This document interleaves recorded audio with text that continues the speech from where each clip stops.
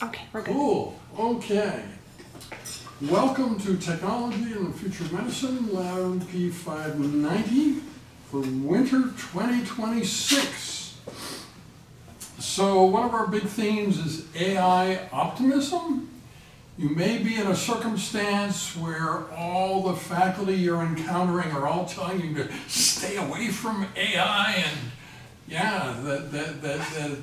remember that we're here to improve your own brain, not to increase the interaction with AI. So we have a lot of positive things to say about AI in this course, and we're trying to make it easy to understand what we have to say, so that's the accessible future, a future that's easy to understand. That's what we are promoting. So this quiz, which you will eventually get, is just like a sample of a portion of the midterm. You may know that the midterm only counts 20%, so it's not like the be-all and end-all of the course. And the midterm, I think, is on March 19th. So this quiz sort of gives you a taste of what the midterm's like. And you will eventually get it. And it also helps me, like if you tell me that you already know the answer to everything, maybe I better up my game and teach at a higher level. Yeah. So that quiz will also be on eClass forum on Canvas. All right. So the objectives for this lecture are to outline the basic plan for the course, its expectations, due dates, evaluation criteria, feedback mechanisms, and new features. There must always be new features. This is a course about the future. So if we just teach it the same, that's not a valid course about the future. So, and you can help with that. I like surprises. What you do doesn't have to be surprising, but if it is, that is good from my point of view. So we want to introduce you to the basic concepts of the course, including the technological singularity, exponential change, existential risks, and the accessible future. You've never taken a course like this before. Every other course you've ever taken is about things that already exist. We're teaching you about speculative content, things that will exist soon, but do not exist yet. And that means that, like, your final presentation and paper will not be like any that you've ever done before, because whatever you've done before has always been about things that already exist. And that paper, that presentation, must have a sense of the spirit of the course, like, Moore's law, exponential change, the fact that progress is getting faster and faster and faster, and to help prepare you for the future is one of the main purposes of the course. And so if you want to think about it a little bit in a humorous way, this course has survival value, because when the future comes, you'll know more about it than any of your colleagues who didn't take the course, and be better prepared. And when you see what the real future is, you'll recognize that we already talked about it in the course, because we talked about practically everything that can occur. We just don't know which one of those prospective futures is going to be the actual future. So the midterm exam is on March 19th. It's on material to March 17th. You have to choose a mentor and topic for your final presentation. You don't have to have a mentor. If you're a very confident person, feel you don't need any advice about the final presentation, then you don't need to pick a mentor, or you can have me as your mentor. But the idea of having a mentor, you can take anyone who's ever taught in the course. And that includes a lot of people your own age, because we've had a lot of young people teaching in the course in the past, and have them give you general advice on how to decide on the size of the topic and general approach to creating a 20-minute presentation and the final paper. The final paper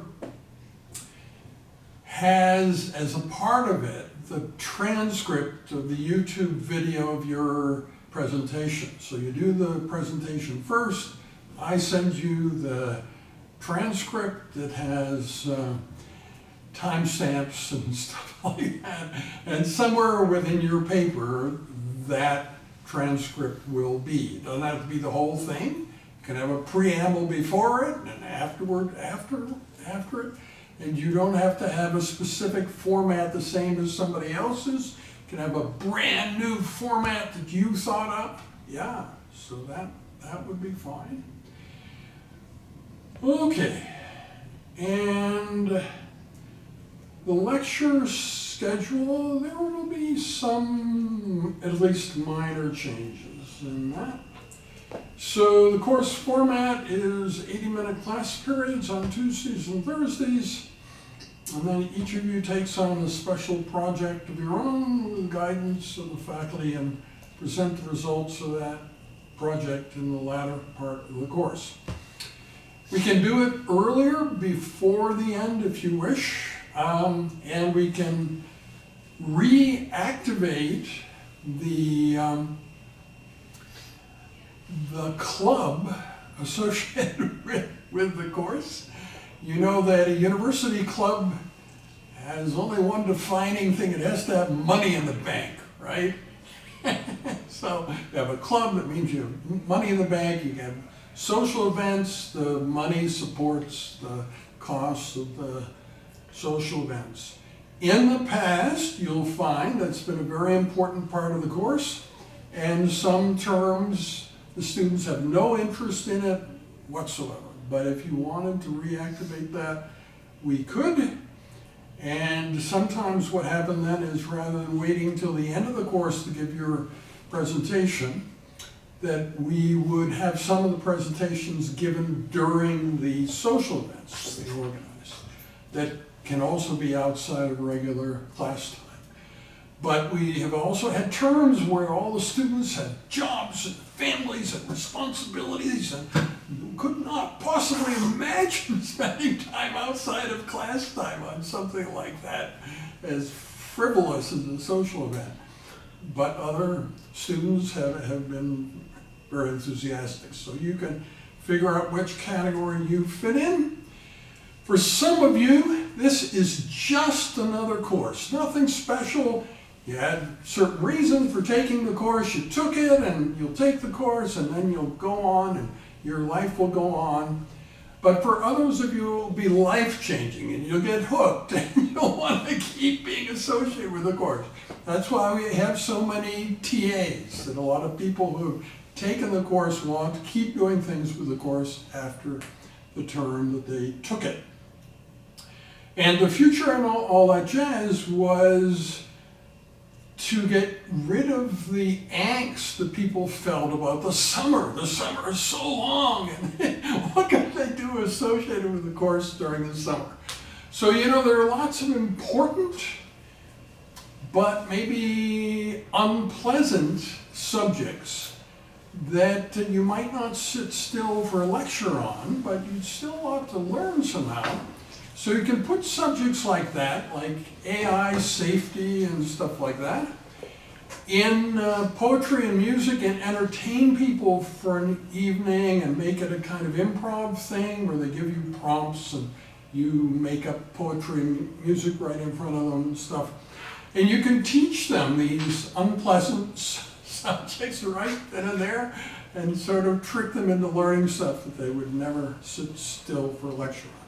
So that's the idea of the future and all that jazz.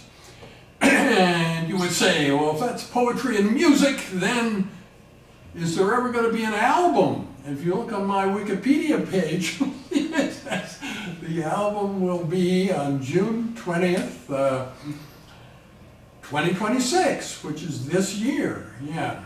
So we don't know exactly whether we will finish the content or actually release the album or whatever. But very shortly after you finish taking this course, we will release the album. The part that's not finished yet is the poetry book, but the companion musical and poetic side is finished, and you can actually listen to it. It's 36 minutes, so we're going to put the two together as a package for the future and all that jazz. All right, so you'll be evaluated on your presentation and the chosen project. That's 30%, the paper on that project 40%, the midterm exam 20%, and class participation 10%.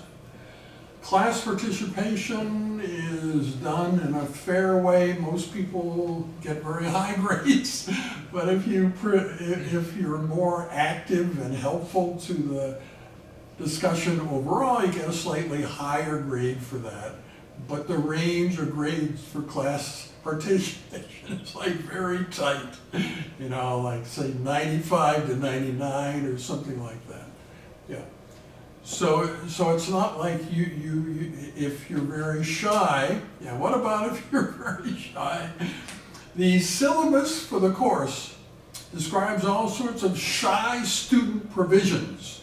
So if you're too shy to give a live presentation at the end, we'll find a videographer to record your presentation, and then we'll project your presentation as a video, and then you still have to ask live questions. But so that option's there, and you might say, well, has anybody ever taken that option? They have, but I'm not sure they were really shy. They did it because it gave them some opportunities.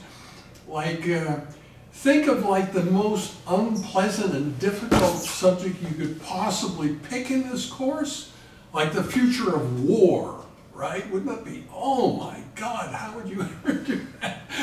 So this student went to a children's playground with his camcorder and gave this sort of recitation about the future of war with all these little kids playing on the swings and that sort of thing. And the wind, it was a very windy day, there's no wind protection on the mics, so every now and then the wind comes in and yeah, so anyway, it's one of the memorable videos we've ever produced in the course. Another student interviewed me, yeah, how's that for a weird subject? And yeah, so you can be thinking, but you don't have to do anything unusual. You can do something that's very similar to what somebody else did, as long as it's not, exact content or something.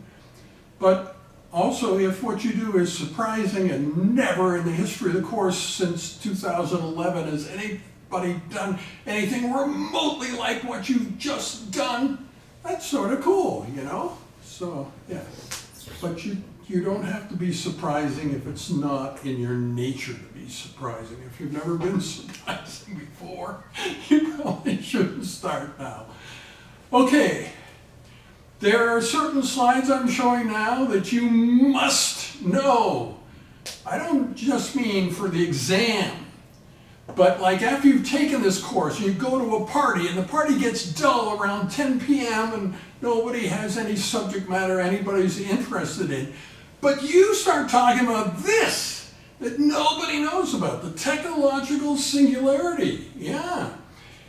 It occurs as artificial intelligence surpasses human beings as the smartest, most capable life forms on Earth.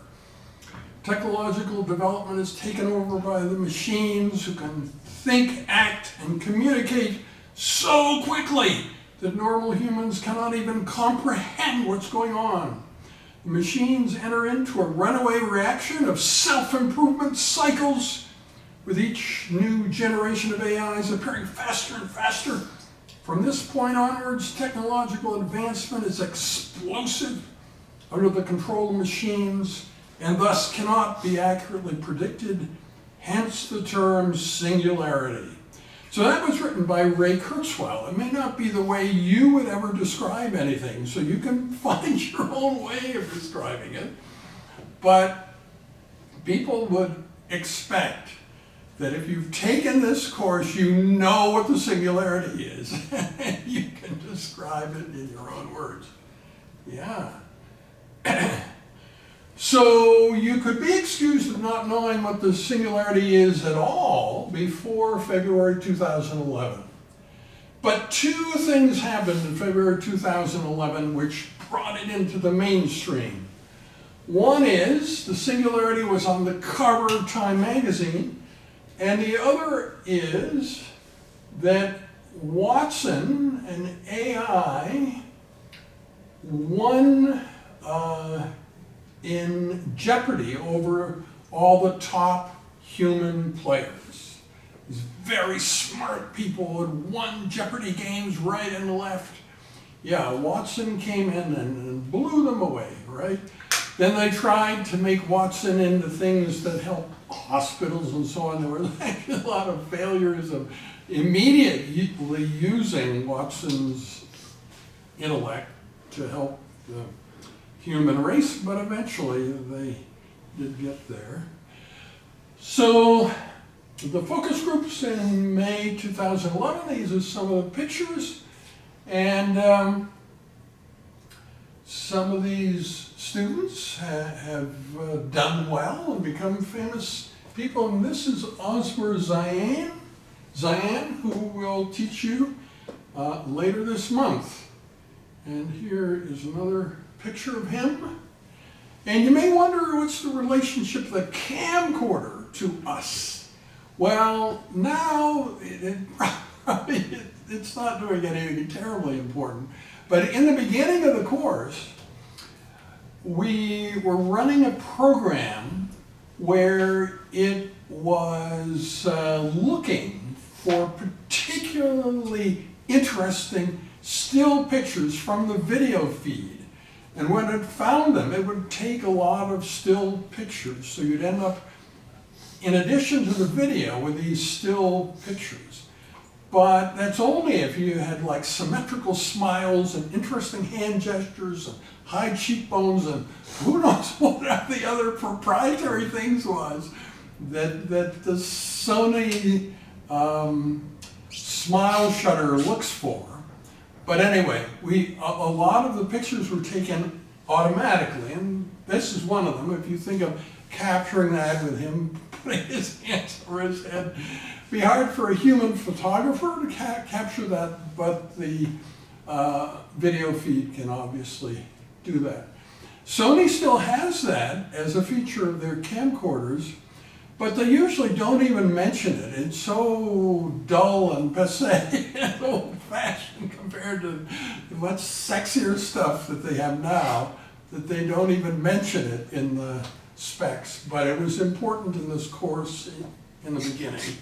And a lot of the pictures we have came from the camcorder deciding this was one of those moments.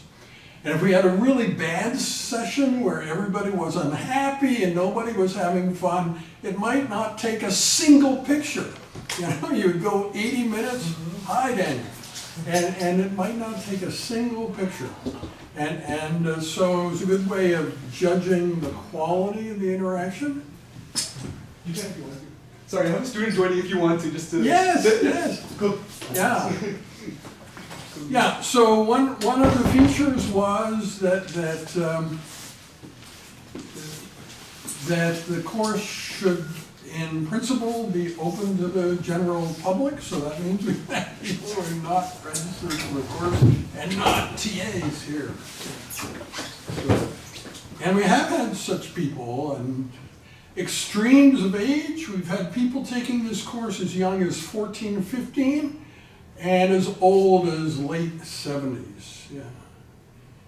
So some student presentation videos have had amazing positive effects. Now, I'm not guaranteeing this will happen to any of you. I mean, you may just put up your video and nobody watches it and nothing in your life changes at all. But what happened with Aisha Harian is that she gave this presentation, and we recorded it, we put it on YouTube, and about a week later, a famous tech guy from New York City called her up and said, "We want you to be our head of social media," which was a new thing back then. And yeah, so she hadn't planned to spend the rest of her life in New York City, but she went to New York City and has been there ever since. Yeah. And yeah, so that's something that could happen to you. I'm not saying it will, though. The thing that will happen to you for sure is that you will have to watch Jonathan White's first lecture in the course.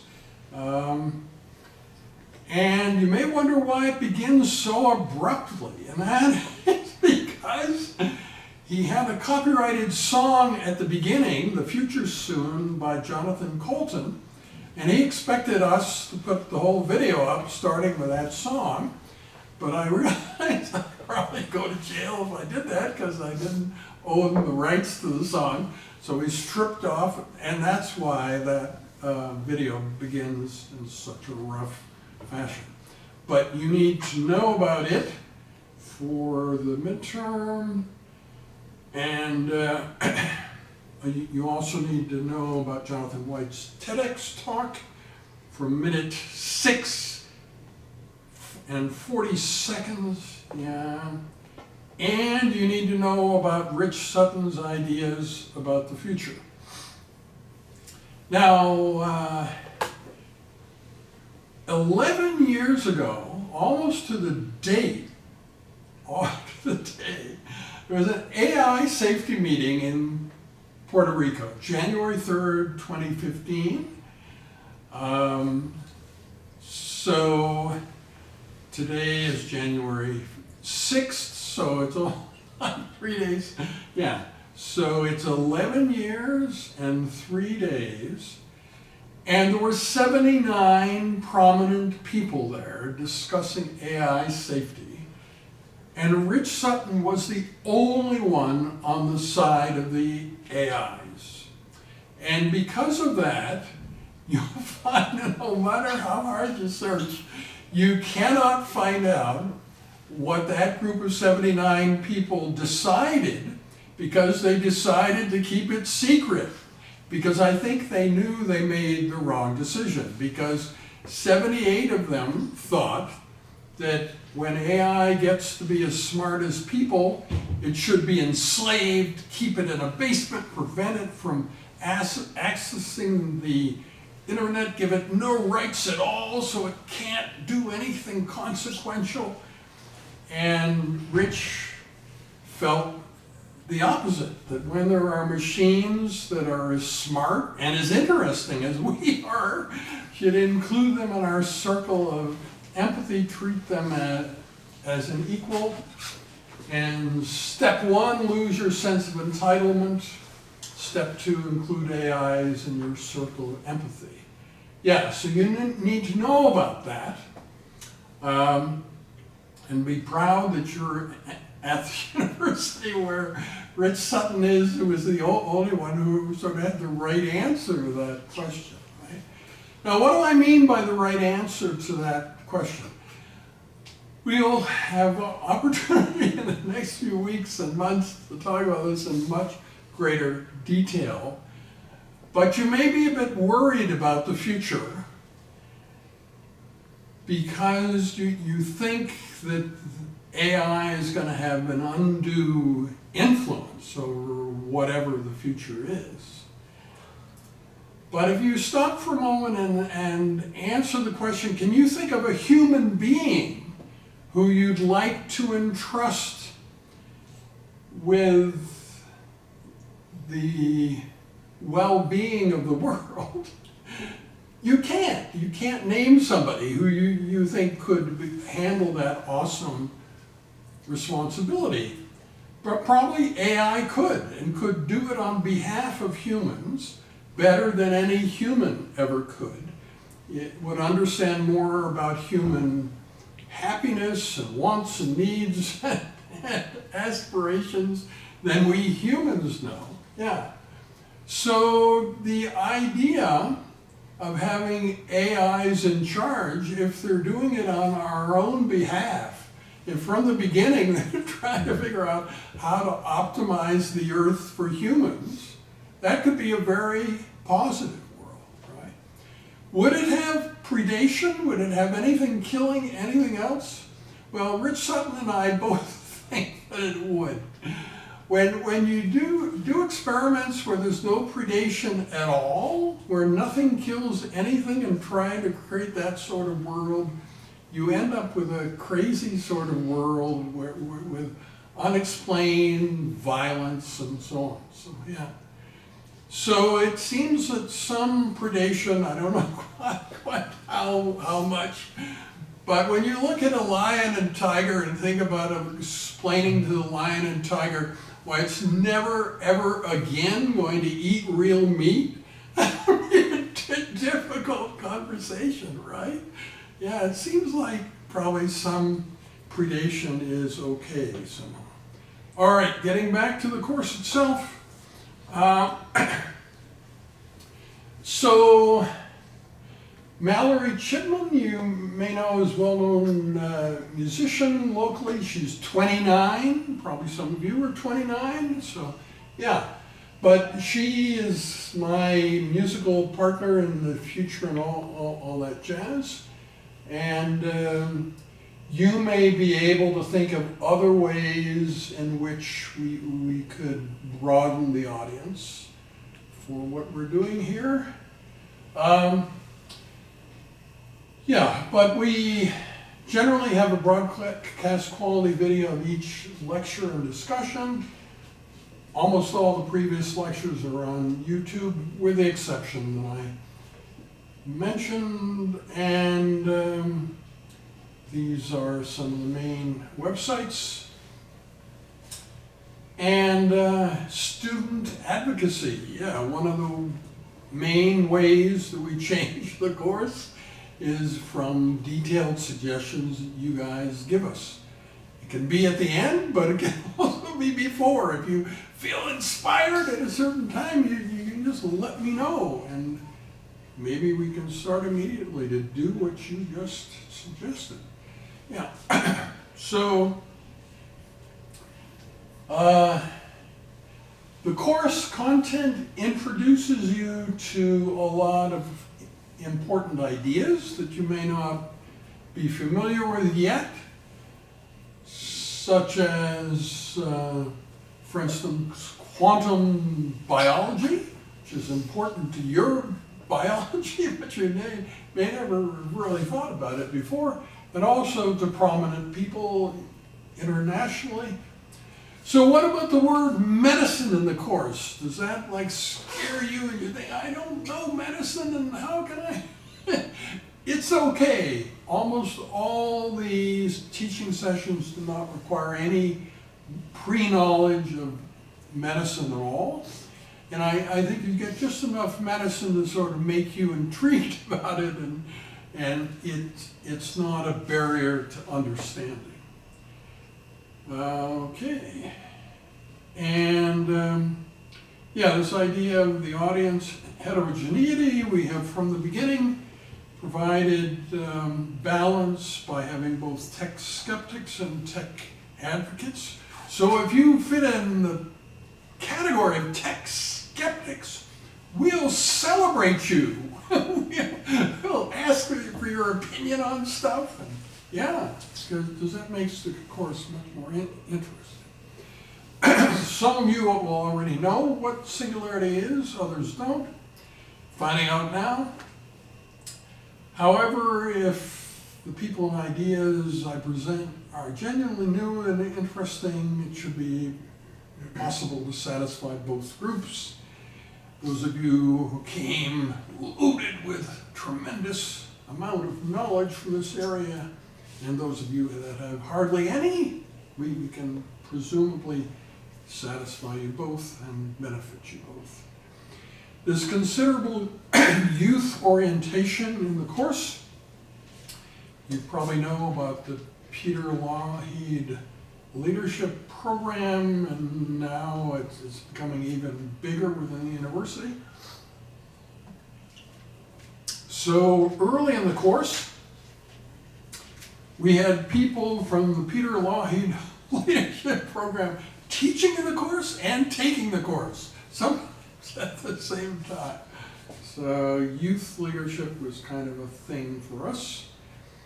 And other innovations, Isla, who's back there, is one of the students who went to France. One summer, more than one? One summer, but then we went in the fall for the... Right. And then you went to the LABMP meeting in Yes. September. Yeah. So she went to France twice. So you'll find that I have a strong interest in the history of kidney medicine, and one of the other people in the world with a strong interest in that lives in Le Mans, France. And she and I got talking, and one summer I mentioned that I had a lot of students wanting to work with me, and she said, "Do you have any students for me?" And I said, "Well, I don't know. Should we send some of these students to you?" And yeah, so it's kind of one way. There are no Le Mans students coming here, just a one-way thing of students from here going there. And yeah, so that's also an opportunity. And it sort of depends upon the length of time you're going to be there. If you're going to act like a tourist and go for like 10 days, there's no way anybody's going to pay for any of your costs. But if you're going to be there long enough to do something meaningful, then the people at the other end will pay for part of the trip. And before the positive fantasies about you going to France get very far, we should explain that you get free lodging there, but there's no air conditioning, and it can get very hot in France, right? Yes. And that also means you have to pick who you're going with, because if you already don't like the people, then you have to be polite to people, and when you're very hot, that can be difficult, right? So anyway, just some other things to think about. So there's also the option of you being TAs in the course later on if you wish. Okay, let's talk about Marcus Hutter. Marcus Hutter is somebody who sort of marches to the beat of a different drummer. You may already know computing scientists, and if you ask them about Marcus Hutter, they'll sort of shudder and say, "He's not one of us." Yeah, he's sort of, but you can learn things from him that you can't learn from other computing scientists, like what will the singularity sound like? And this you also have to know for the exam. And the answer is white noise, right? So he's the only one who's ever come up with an analysis what the singularity will sound like. No one else in the world has done that. So students have also given thought to how we could make this course higher profile. And from this slide, you see it talks about the NOVA program, 7 million viewers and so on. So one of the students for their project in the past called up NOVA and said, "How do I get Dr. Solez on your program talking about The course he teaches. Yeah. So anyway.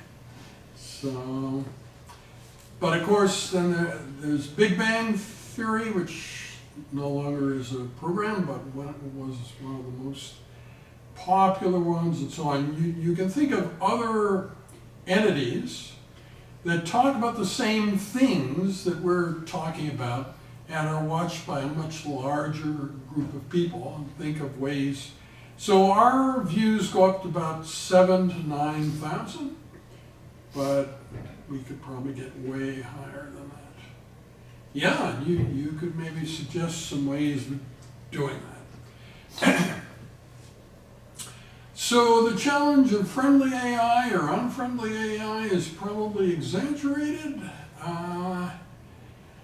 but it also wouldn't be much fun to be insignificant, right? Like on your way here, when you were walking here, you passed a number of insects, maybe only outside, but maybe inside too, but you didn't pay much attention to them, right?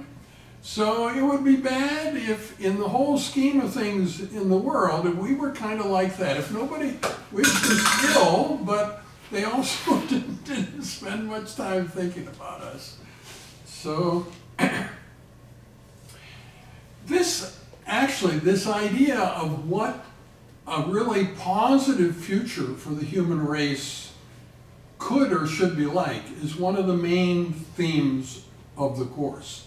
And even if you have zero interest in it, you'll be interested by the end of the course. I guarantee you. Suddenly it will appeal to you. So he conjures up a picture of what the singularity will be like. I already mentioned the white noise. Inside the singularity, everything will be speeded up, but it will just seem normal because everything around you is speeded up to the same extent you are. So you won't really notice anything, but somebody watching you will see that you're going faster than normal. Yeah. So even if initially our biological brains count for something in our mental processes, as we sort of merge with AI, eventually, probably, a substantial part of our mental processes will be silicon-based rather than biological. And one of the funniest things that ever happened, I have 3 granddaughters, and the eldest of the 3, when she was 7, she did a video with us talking about the idea of uploading your consciousness, and she thought it was like Minecraft or other video games she had played. And so the person in charge of public relations for the Faculty of Medicine watched that video and said, it's so amazing. Okay, it's an amazing video to watch, but it's not something we should promote as an example of what the Faculty of Medicine is doing. Yeah, but anyway, so, yeah, but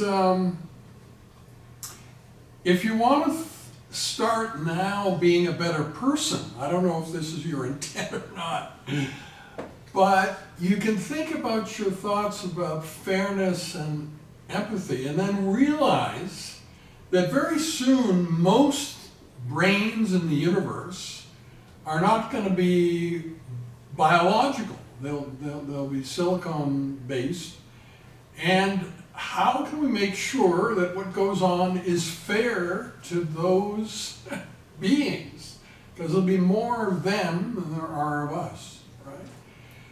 That, at the moment, is a very controversial thing. And if you were in the United States, you would be familiar with the fact that the chief policymaker of Microsoft about AI, the person in charge of Microsoft AI, says that AI should never be given personhood, because then there would be more them than us, and that would be terrible. If you think about that slide about Rich Sutton's views, which I said you need to know for the exam, that's giving exactly the opposite message. The other thing is Nick Bostrom. If you just randomly say superintelligence in a crowd, somebody will say Nick Bostrom, because he published the best-known book about that in 2014 and is still working on it.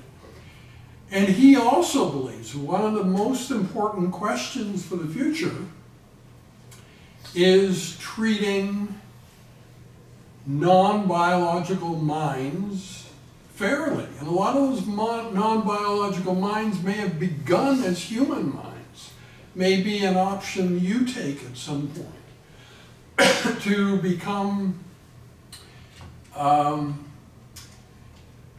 kind of infinite and able to travel the stars very easily and so on, as a sort of electronic signal as opposed to a biological being. It becomes much easier to travel then, yeah.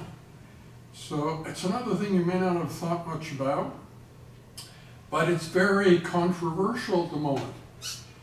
And I'd like to just add one thing to this idea of dysphoric eternal youth, etc., etc. I don't know how you feel the life of young people is today and how much dysphoria you're currently experiencing.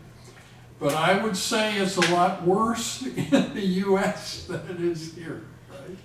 So because a lot of the content that you see is US based, you should realize that a lot of what people are saying probably won't occur here. This idea that we're looking at a very dysphoric period of 5 to 7 years, which a lot of people are talking about, and then the world's going to get good, that doesn't need to happen in Canada. I grant it probably will happen in the US, but yeah, it's just kind of interesting to think about.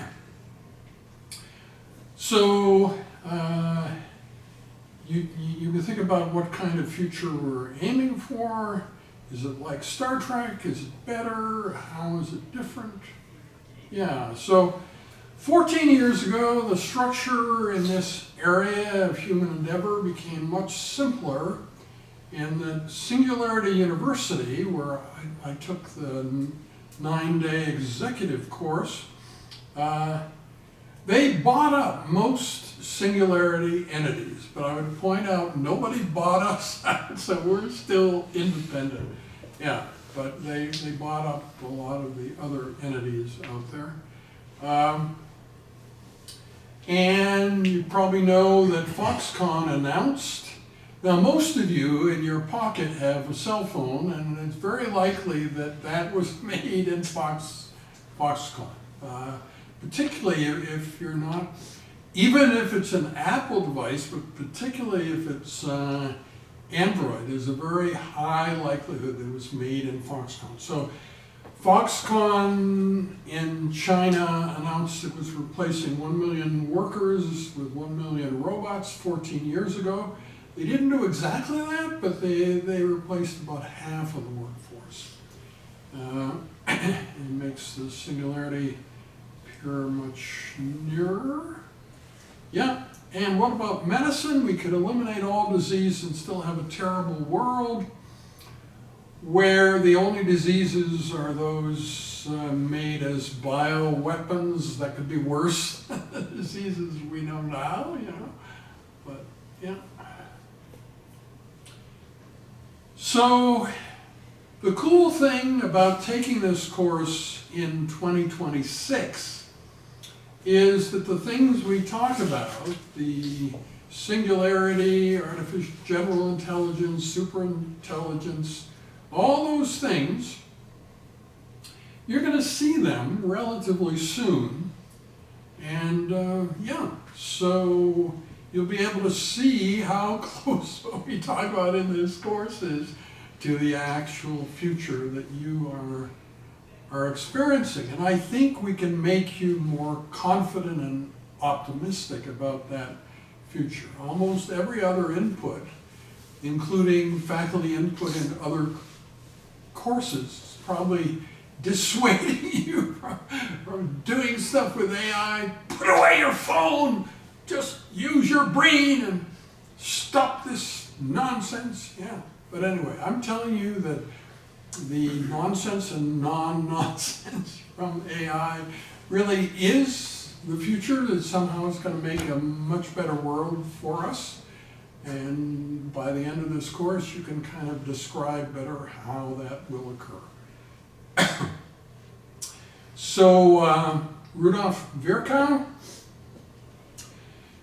when he was 29, almost every quote from him was written when he was 29. So those of you who are currently 29 can take that as a challenge. Go and write those great quotes from you that people are going to cite in the future. It's the curse of humanity that it learns to tolerate even the most horrible situations by habituation. Physicians are the natural attorneys of the poor, and the social problem should largely be solved by them. Now, those of you who know anything about medicine maybe say, oh, that's ridiculous, that's social work or something. But it actually, when we solve most diseases, we could begin addressing the things that cause disease in the first place. And a lot of that is like poverty and intolerance, various other forces in society that this quote is talking about. So how did I get here? In 2010, I became the only full-time university faculty member taking the Singularity University executive course. The other people were government officials and CEOs of entrepreneurial startup companies and stuff like that. And you can see in most group pictures, I always stick out like a sore thumb. This is me there. Yeah, I look like I really don't belong, but there I was. Yeah. And so for a while, I sort of thought a course like this should exist at every university. If I just talk enough about it, it'll happen. But then when it didn't happen, I thought, well, I'm a full-time faculty member. Maybe I should start such a course. And so that's what happened. And are there other courses like this? Not exactly. No, there aren't. So this is a unique course. I've been arguing for a new cross-disciplinary structure in universities, and suddenly looked at myself, oh, maybe you should make it then. Yeah. So there are these other entities that kind of came close, but usually they became too commercial. I spent a lot of time demoing new products and, trying to sell stuff. So in the post-scarcity world of abundance, medicine will be about human enhancement. And so there's really no end to that, right? When you say, oh, well, what will physicians do in the future if there are no new diseases? No, but the human wish for enhancement. We're not just talking physical enhancement, but moral, spiritual. Yeah, there's sort of no end to the human wish for that. So probably physicians will always have something to do. You need to consider the possibility of a post-scarcity world, what medicine would be like in such a singularity utopia. Moore's Law, you'll see this a lot, maybe in half of the lectures. So price performance of computing and the way that it suggests that eventually machines will be smarter than first individual humans and then the whole human race and so on, and the gap get bigger and bigger. But if the machines are working on our behalf, that's not such a bad deal, right? if that's what their aim is, to make the universe good for us, that could turn out pretty darn well, yeah. Moore's law is a little bit muted in medicine because medicine is always trying to protect the patient, and so there are often security things that slow things down. So the big advances tend to occur outside of medicine and then be brought in. Security always trumps information sharing in medicine. Yeah. And finally, a little bit about my own history. You know, I'm a pathologist, so my day job I use a microscope, and a long time ago I got the idea, the opposite of a microscope, which is a mega macroscope, allow you to really capture big ideas and make them into something you could actually consider the details of. And it was funny, I talked about that and I wrote about it. And IBM, what used to be a much more important company than it now is, sort of rediscovered the idea of the mega macroscope in 2017. It was going to make it. And then I think they discovered that I was the guy who started it. And no, that's never going to work. That can't be an initiative by us. Who is this pathologist in Canada? No, that'll never work. Yeah. So anyway, I'm also interested in your suggestions. What's good about this course? What do you like about it? How could we get people to consider that more widely? And yeah, how can we make this course do more good than it has already done? Yeah. So, okay, my goodness, it's 7 minutes of 3, and the teaching session goes to 3:20. We don't have to stay here. But if you have questions, you know what we could do first, though, which is a sort of thing you'll see over and over in this course, is I could go around and focus on each one of you, maybe starting there, because Daniel, he can go, but he shouldn't go first, because he's been on the videos before. Yeah, and each of you could sort of tell a little bit about yourself and what caused you to want to take the course, and you know what your aspirations to get out of the course is, and so on. Yeah. Yeah. Okay. My name is James Cho. I'm a second-year biochem major with a minor in math. I heard about this course because I think it was my cell bio class. I had a TA come in and present this course. And they specifically said, if you're interested in pursuing a career in medicine or dentistry, maybe this course is for you. And kind of what I want to get out of this course is like, if I do want to pursue a career in medicine or dentistry, then how can I learn, how can I adapt in the future and use AI in my career? Yeah, cool. Okay. My name is Brandon. I'm also a biochemistry major in my second year with the minor in math. I actually got the idea from James to join this class. And yeah, I am interested in what AI could do with medicine in the future. And yeah. So hello everyone, I'm Mohammed, and I'm pursuing a master's in maths and statistics. And I'm currently in my final year.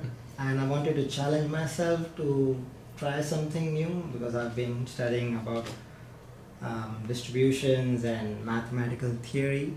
So I wanted to find something new and exciting, and I hope this fulfills it. Cool. Oh, hi, my name's Dong. I'm in my second year, also in biochemistry. I'm friends with James and Brandon. I also got introduced to this course because I was in the same biology class as James. It actually did really just sound cool because it's like a grad school course that you can take in undergrad. But coming here actually, it's actually like really interesting. And I was surprised because I just came here to like, put that in my resume that I took a grad class in undergrad. But having that interest in dentistry and like really thinking how I can like apply this in my future as how rapid the future will change. It's really interesting. Great. Awesome. Okay. Sweet. My name's Maninder. I'm doing a course-based master's in biomedical engineering, and I took this course just out of like pure curiosity. I'm interested in AI and ways we're able to bridge it together with medicine and seeing the outcomes of that. Cool. Yeah, hi, I'm Shamir. I'm in my 4th year of a BSc in Psych. The reason I walked in to see what this course is about, sort of like to broaden my horizons beyond the typical university defined route, and sort of because AI is supposed to be our future, sort of see how that meshes in with other aspects of society like medicine. So yeah. Awesome. Hi, my name is Tony. I'm in my first year master's for a thesis-based biomedical engineering, and I just saw this course like while I was trying to find graduate level courses, and I thought it was super interesting and like pretty unique. And like as someone doing research, I thought it'd be really important to kind of look to the future and see what AI is all about. So that's why. So Daniel is one of the TAs, and he had an unusual experience. You may know that on campus, just a few weeks ago, there was a robotics conference. Now what I do is not robotics, so we were the only booth there without any robots, but we really the most popular booth talking about AI, optimism, and so on. So do you want to reflect on what that was like? Yeah, sure. So hey everyone, my name is Daniel. I'm a teaching assistant for this course, and I think this is my 4th time being a part of this course. And as Dr. Solez said, I had the opportunity to be at this robotics fair, and it was a great experience. What was most entertaining about it is the fact that we were using a lot of photographs from, what was the artist's name? It was from Kelly, right? The AI images. Yeah. So there are many artists now, but there was one who, yeah, her name is Kelly. Yeah. So we were using her images, and it was really interesting because I was trying to explain where this those AI images kind of are placed in the grander scheme of what we're trying to talk about. It was really fun. I got to talk a lot about the course, exactly what our theories are on the future of AI and medicine, and the broader scope of healthcare. And it definitely was completely different from everybody else that was there. So it was really entertaining because other booth members were actually coming over to our table asking us why we didn't have robots. So it was great. But yeah, and I've had a great experience in the course so far. Many of you might have an experience similar to me if you get the opportunity to. There's the trip to France if you want to. The robotics fair was really nice as well. So there's a lot of ways to get involved outside of the course as well. And I think it's really important that we do so. So yeah. Cool. Okay, so do you have any questions about what I presented?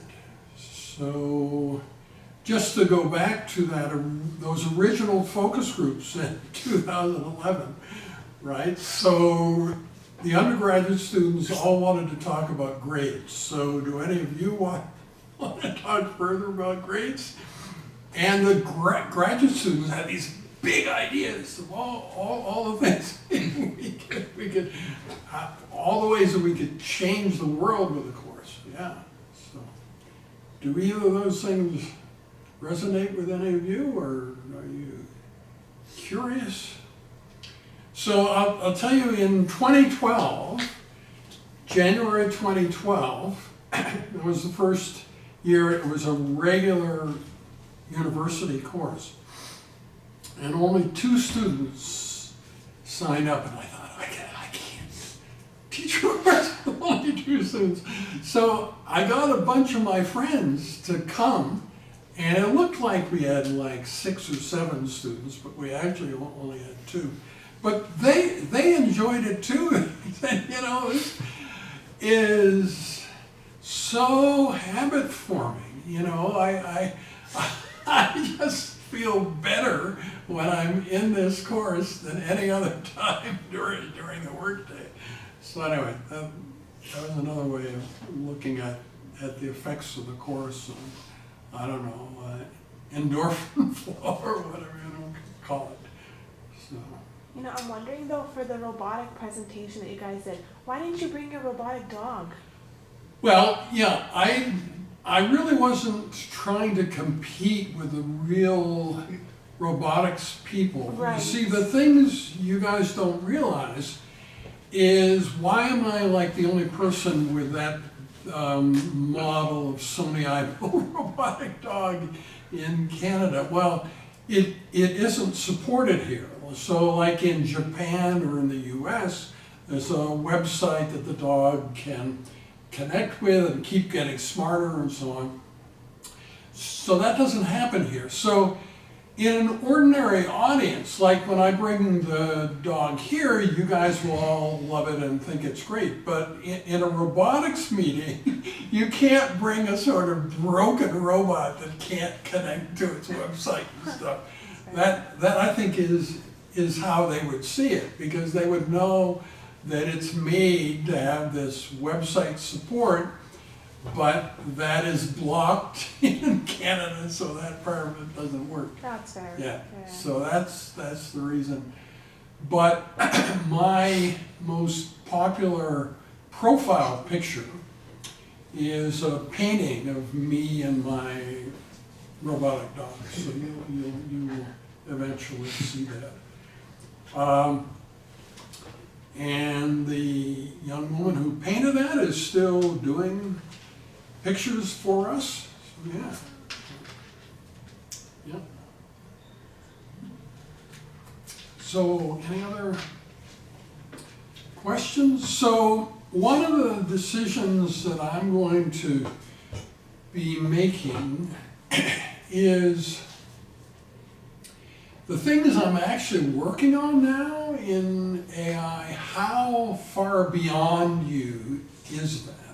If I talk about that here, am I just going to lose you every time? Or maybe can we create a situation where not only can we talk about the things that we've always talked about in this course, but we can also talk about the things that I'm doing right now, you know, that has current impact. For instance, don't most of you think that you can't compete with AI, period, right? You just can't, right? And so what was suggested 3 days ago is polymaths like Michelangelo and other famous people you can think of who are experts in many different areas. AI will be able to do that in the future, but can't do it yet. It'll be another few years before they can. So if you have polymathic content like that from widely disparate areas of human inquiry and bringing them together, that's unlike anything that AI can currently do. And that just never occurred to me before. I always thought of polymaths, it's kind of a genetic thing, right?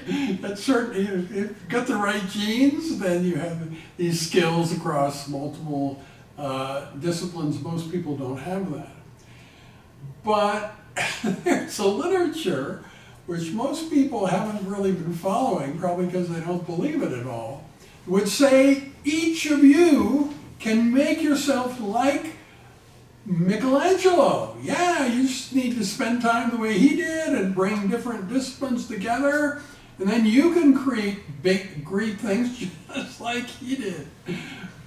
I'm not sure that I believe that, but a book was written with that as the subject in 1998, 28 years ago.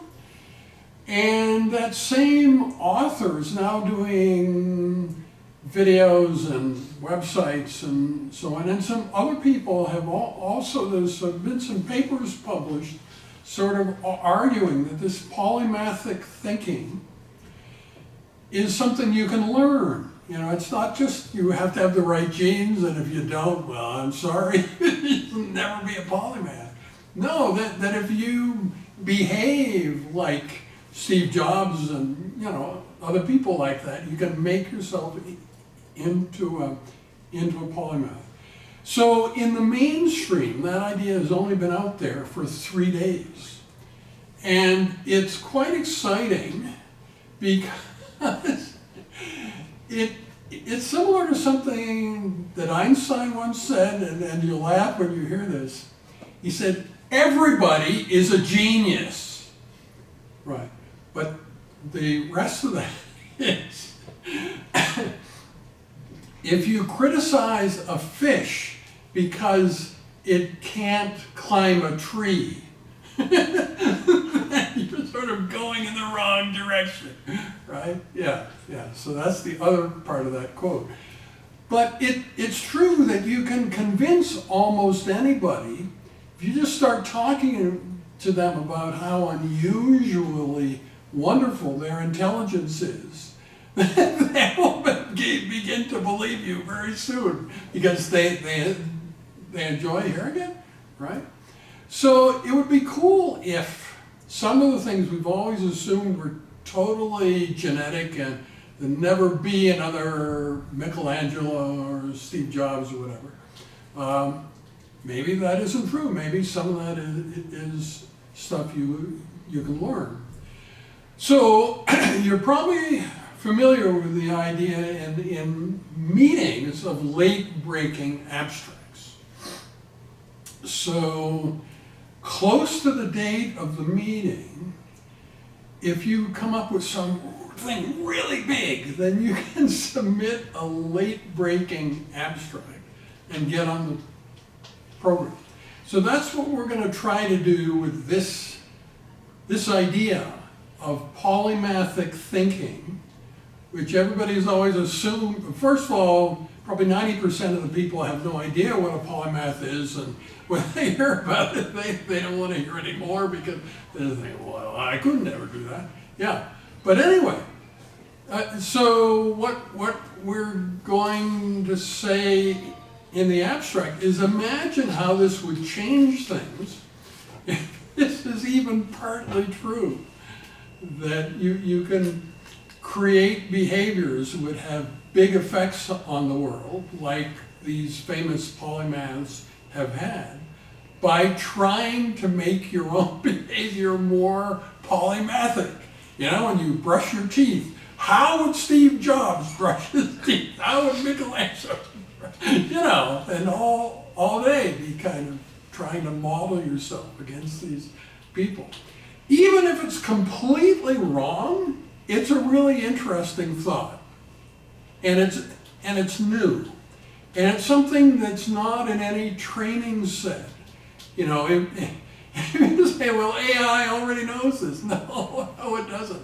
Not only does it posit that it will be years before AI is able to do what polymaths can do, but where would the training set get this? That book from 1998 didn't sell very well. I'm sure it's not part of what OpenAI or Anthropic or anybody else would choose to put in the training data for their models. Yeah. So anyway, that's what we're trying. So, but we'll see. Like if this story I just told you about the late-breaking abstract, if it means nothing to you, it is like the most boring, inconsequential thing you've ever heard of, then I'll pipe down and I'll make this term the same as all the others and not mention anything that will upset you again. Yeah. So anyway, we'll have to see which way things go. So you all don't have to be aspiring polymaths. I think it will only take one or two of you who sort of like the idea of at least trying it, and then that would make it worthwhile. Okay, well I think I'll let you go early, so you get an extra 8 minutes today. Don't have to stay till 3:20, you only stayed until 3:12. That was pretty cool. Yeah. Thank you. Thank you very much. And if there's like